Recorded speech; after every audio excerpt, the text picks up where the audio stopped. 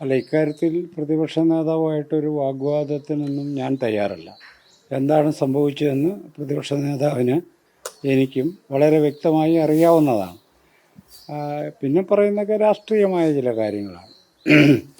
ഇതിനകത്ത് സംഭവിച്ചതെന്ന് പറയുന്നത് നിങ്ങളുടെ കോൺക്രീറ്റായ ആവശ്യം എന്താണ്?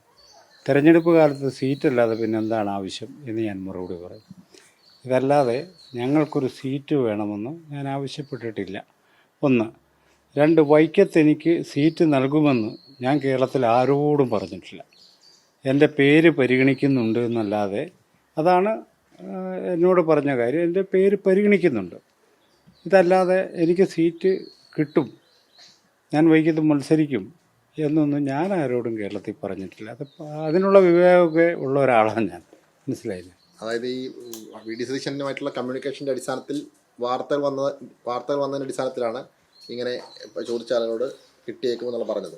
അതെ അതെ അതെ അതെ അതെ അപ്പോൾ അത് വാർത്തയായി, എങ്ങനെയോ അത് വാർത്തയായി. അപ്പോൾ വാർത്തയായി കഴിഞ്ഞപ്പോൾ സ്വാഭാവികമായിട്ട് ആൾക്കാർ ചോദിച്ചു, നിങ്ങൾ വൈക്കത്ത് മത്സരിക്കുമോ എന്നൊക്കെ ചോദിക്കുന്നു. അപ്പോൾ അതിനുള്ള മറുപടി പറഞ്ഞു. ഇവിടെ ഒന്നും ഞാൻ സ്ഥാനാർത്ഥിയാണെന്ന് പറഞ്ഞിട്ടേയില്ല, അങ്ങനെ അവകാശവാദം ഉന്നയിച്ചിട്ടില്ല. സീറ്റ് ചോദിച്ച് സതീശനോട് എടുത്ത് പോയിട്ടുമില്ല. സതീശനുമായിട്ട് ഞങ്ങൾ കൂടി കണ്ടിട്ടുണ്ടല്ലോ, പോകാതെ കാണാൻ പറ്റിയല്ലോ. പോകാതെ കാണാൻ പറ്റത്തില്ല. പക്ഷേ അവിടെ ഒരു സീറ്റ് ചോദിക്കാൻ വേണ്ടി ചെന്ന് ഒരു സീറ്റ് തരുമോ എന്ന് ചോദിക്കായിരുന്നില്ലെന്നാണ് ഞാൻ പറഞ്ഞൊരു കാര്യം. അവിടെ എന്താണ് നിങ്ങളുടെ കോൺക്രീറ്റ് ഡിമാൻഡ് എന്ന് ചോദിക്കുമ്പോൾ തെരഞ്ഞെടുപ്പ് കാലത്ത് സീറ്റല്ലാതെ പിന്നെ എന്താ ഡിമാൻഡ് എന്ന് ഞാൻ മറുപടി പറയും. അതങ്ങനെ പറയണ്ടേ? അങ്ങനെ പറയുന്നതിൽ എന്തെങ്കിലും കുറ്റമുള്ളൂ? ഞാൻ വിചാരിക്കുന്നില്ല. സീറ്റ് ഇങ്ങോട്ട് വാഗ്ദാനം ഇന്നലെ പറഞ്ഞൊരു കാര്യമുണ്ട്, ചില പ്രധാനപ്പെട്ട ആളുകൾ ഇതിൽ ഇടപെട്ടിട്ടുണ്ട്, അതുകൊണ്ടാണ് ഇത് ലഭിക്കാതെ പോയതെന്ന് താങ്കൾ പറയുകയുണ്ടായി. ഇപ്പോഴെങ്കിലും അത് ആരാണെന്ന് പറയാൻ തയ്യാറാവുന്നുണ്ട്? അല്ല, അത്തരം കാര്യങ്ങൾ രാഷ്ട്രീയത്തിൽ നമ്മൾ പുറത്ത് പറയാൻ പറ്റില്ല. അങ്ങനെ പറയുന്നത് നൈതികമായി ശരിയല്ല. ഇത് കക്ഷി രാഷ്ട്രീയമാണ്. അത് പലതരത്തിലുള്ള ഇടപെടലുകൾ നടത്തും. അവരുടെ ഓരോരുത്തരുടെയും പേര് ചൂണ്ടിക്കാണിച്ച് അതിനൊരു വിശദീകരണം കൊടുക്കുന്നത് ശരിയല്ല. ഒരു വ്യക്തിയല്ലാതെ ഏതെങ്കിലും സംഘടന, ഇത് രാഷ്ട്രീയ സംഘടന ഇതിനകത്ത് ഇടപെട്ടിട്ടുണ്ടോ, അല്ലെങ്കിൽ സാമുദായിക സംഘടന ഇടപെട്ടിട്ടുണ്ടോ? അല്ല, പരസ്യമായിട്ട് രംഗത്ത് വന്നത് RSSൻ്റെ നേതാക്കളാണ്.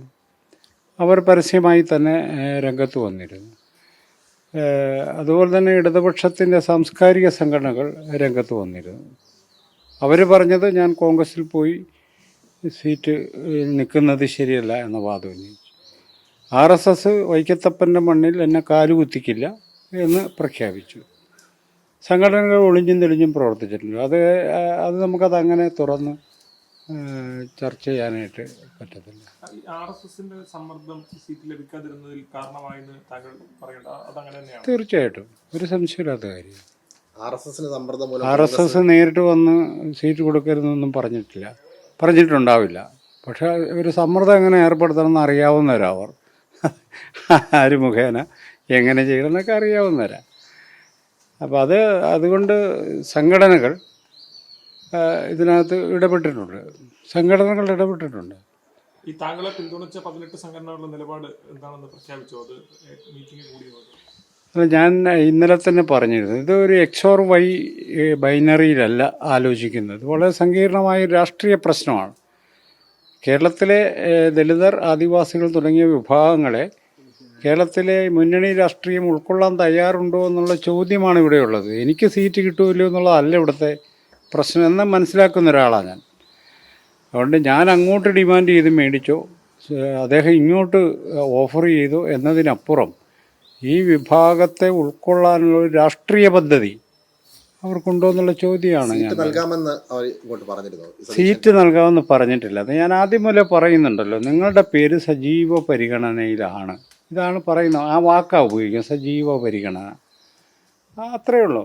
അപ്പോൾ അത് കിട്ടിയില്ല എന്നുള്ളതൊരു വിവാദമാകേണ്ട കാര്യമില്ല. പ്രത്യേകിച്ച് VD സതീശനുമായിട്ട് സംസാരിച്ച ഒരാളെന്ന നിലയിൽ അദ്ദേഹമായിട്ട് ഇക്കാര്യത്തിലൊരു അഭിപ്രായ വ്യത്യാസവും ഇല്ല. ഇന്നലെ രാത്രിയും അദ്ദേഹമായിട്ട് ഞാൻ സംസാരിച്ചിട്ടുണ്ട്. അപ്പോൾ അദ്ദേഹമായിട്ട് എനിക്ക് അഭിപ്രായ വ്യത്യാസമൊന്നുമില്ല. ഈ സീറ്റ് വാഗ്ദാനം ചെയ്തില്ലെങ്കിൽ പിന്നെ എന്തിനാണ് രാത്രി സീറ്റ് ലഭിക്കാതെ വന്നപ്പോൾ സ്ഥാനാർത്ഥി പ്രഖ്യാപിച്ചപ്പോൾ താങ്കളുടെ പേരില്ലാതെ വരികയും പിന്നീട് താങ്കളെ വിളിക്കുകയും ചെയ്തത് ക്ഷമാപണം നടത്താൻ വിളിച്ചതാണോ? അല്ലെങ്കിൽ തനിക്ക് ക്ഷമാപണം എന്നൊക്കെയുള്ള വാക്ക് ഉപയോഗിക്കരുത്. അദ്ദേഹം വിളിച്ചതിൻ്റെ അർത്ഥ സജീവ പരിഗണന സ്ഥാനാർത്ഥിത്വമായി മാറിയില്ല.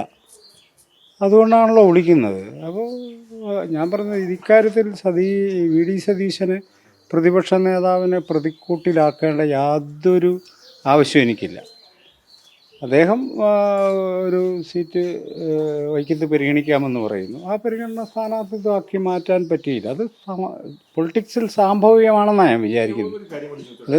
വി. ഡി. സതീശൻ വിളിച്ച സമയത്ത് ഈ സ്ഥാനാർത്ഥിത്വവുമായി ബന്ധപ്പെട്ട കാര്യത്തിലുള്ള വിയോജിപ്പുകൾ, അതായത് താങ്കൾക്കുള്ള വിയോജിപ്പുകൾ അറിയിച്ചോ?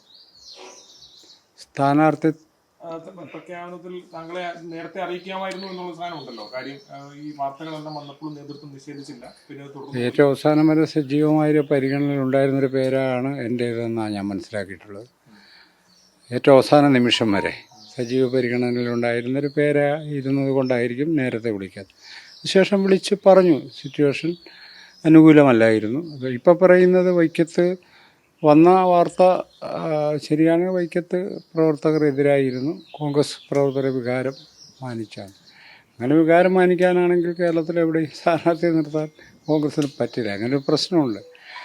അതൊന്നും നമ്മളെ ബാധിക്കുന്ന ഒരു കാര്യമായിട്ട് ഞാൻ എടുക്കുന്നില്ല. ഞാൻ പറയുന്നത് ഇക്കാര്യത്തിൽ വി ഡി സതീശനുമായിട്ടുള്ള ഒരു അഭിപ്രായ ഭിന്നതയോ അദ്ദേഹത്തെ കുറ്റപ്പെടുന്ന ഒരു നിലപാടോ എനിക്കില്ല. അദ്ദേഹം ഇപ്പോൾ ഇനി എന്ത് പറഞ്ഞാലും അദ്ദേഹത്തിന് അറിയാം എന്താണ് നടന്നതെന്നുള്ള കാര്യം. ഞങ്ങൾ തമ്മിൽ സംസാരിക്കുന്നു. അപ്പോൾ ഈ ഡിമാൻഡ് റേസ് ചെയ്യുന്നു, നമ്മൾ സ്ഥാനാർത്ഥിത്വം ആവശ്യപ്പെടുന്നു, അദ്ദേഹം സജീവ പരിഗണനയ്ക്ക് വെക്കുന്നു.